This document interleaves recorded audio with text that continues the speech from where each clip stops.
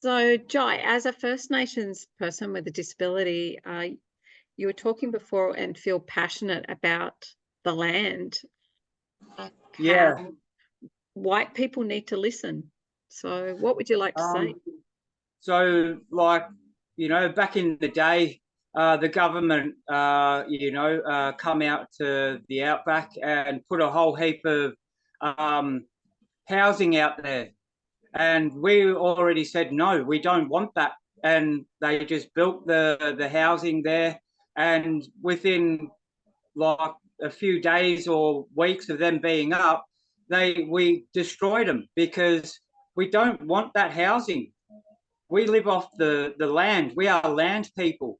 And the government's just not listening to what we're saying. And it's just playing out like if they hear that word no, it's like, bam, we're doing it anyways. All we want is, for our creeks to be looked after, our land to be, given back so we can take care of it. We are very good with taking care of our land.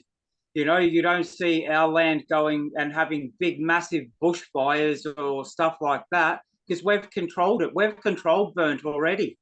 And if the government would listen to what we've done and how we do things, they wouldn't be having so many disasters, like Black Saturday, and just the bushfires alone. It can be actually,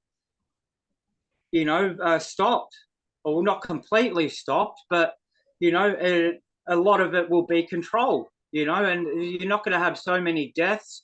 You're not going to have houses burnt down. The animals, are going to be a lot more better, like with their living, because it's controlled. And then the next, day or so, it'll start to rain and replenish, and then there's our, system going back to the way that it was. So yeah, I think they need to start listening a bit more to the Indigenous people.